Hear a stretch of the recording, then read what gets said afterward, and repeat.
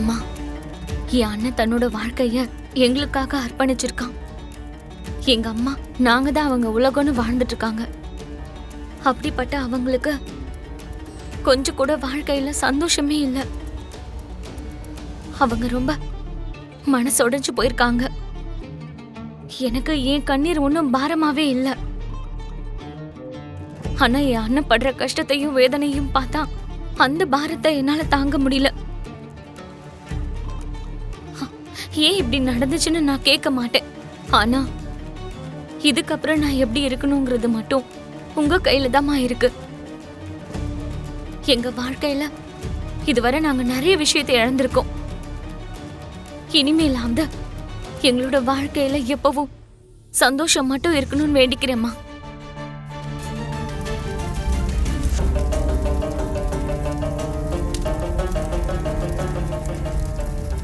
ஐயோ, நெருப்பு நெருப்பு! அம்மா, யாராவது வாங்க. அம்மா,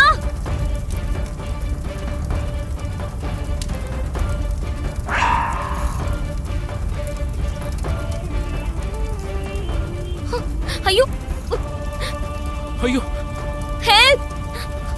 ஐயோ,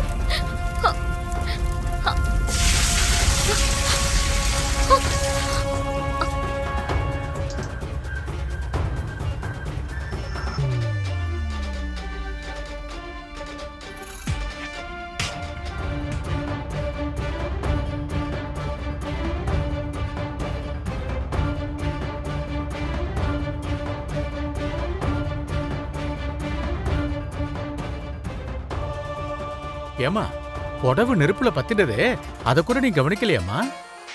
இங்க நிறைய விளக்கு எரியுது ஐயா. அந்த திரி வாசனையினால புடவை எரிஞ்சது கூட தெரியாம இருந்திருக்கலாம். அட என்னங்க நீங்க, என்னதான் பக்தியோட இருந்தாலும் நம்மளை சுத்தி என்ன நடக்குதுங்கிறத கொஞ்சம் கவனிக்கணும்ல.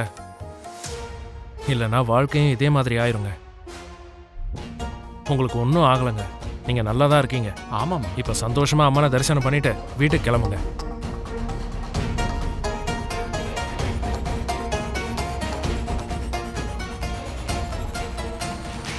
அட என்னங்க, என்ன எதுக்கு கும்பிடுறீங்க? அங்க திரும்பி அம்மனை பார்த்து கும்பிடுங்க. நான் வரேங்க, பார்த்து பத்திரமா இருங்க.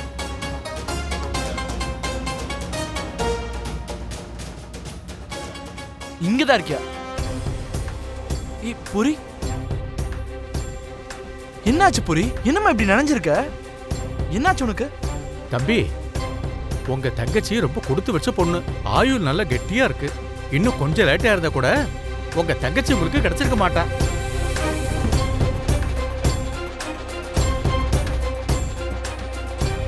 அந்த விளக்குல இருந்த நெருப்பு புடவையில பத்தி முழுசா எரிஞ்சு போற நிலைமையில இருந்தது.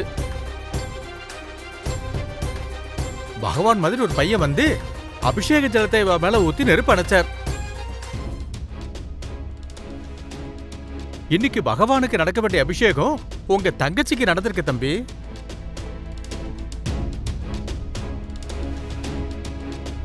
தேங்க்ஸுங்க.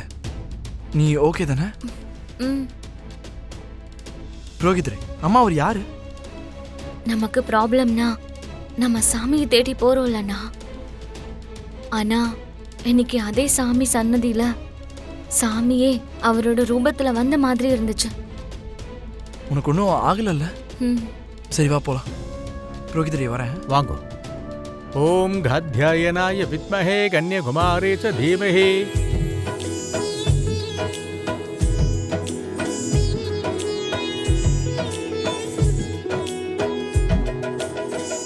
சின்ன வயசுல இருந்தே எனக்கு அப்பா அம்மா எல்லாமே அண்ணன் தான். எனக்காக ரொம்பவே கஷ்டப்பட்டிருக்கான். இன்னைக்கு எனக்கு ஒரு துணை கிடைக்கணுங்கிறதுக்காக இந்த துலாபாரத்தை ஏற்பாடு பண்ணியிருக்கான்.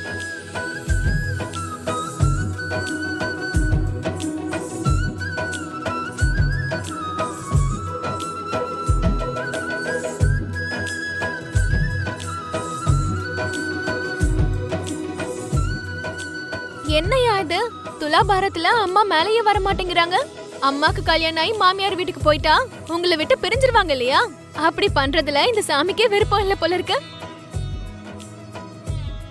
ஆமாண்ணா, நீ எனக்கு கல்யாணம் பண்ணி அனுப்பி வைக்கணும்னு நினைக்கிறதுனாலதான் கடவுள் இதுக்கு சம்மதிக்க மாட்டேங்கிறாரு.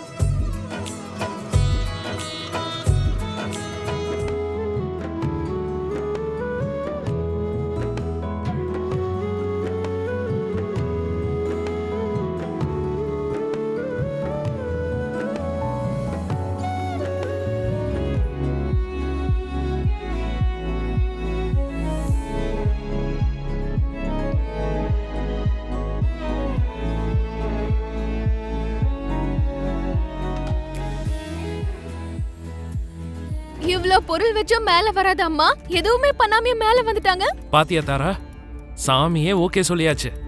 உனக்கு ஒரு நல்ல மாப்பிள்ள ஓகே ஆயிடுச்சு போல இருக்கே.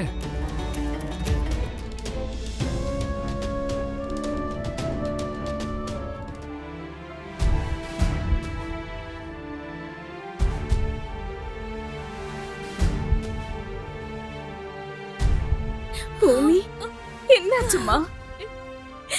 அத்தை, அத்தை, என்னோட அன்பு எவ்வளவு நேர்மையானதுன்னு தெரிஞ்சுக்கிறதுக்காக அந்த வலையில நான் தூக்கி போட்டேன். ஆனா அந்த கடவுளுக்கு என் அன்புல இருந்த நேர்மை தெரியல போல இருக்கு.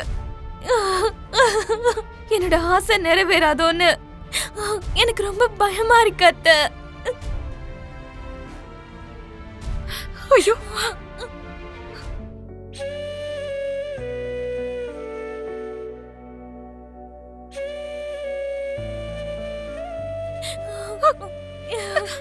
பயப்படாத பூமி.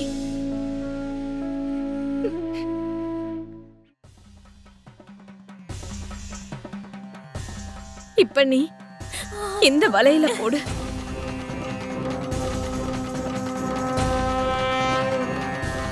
வேண்டாம் அத்தை.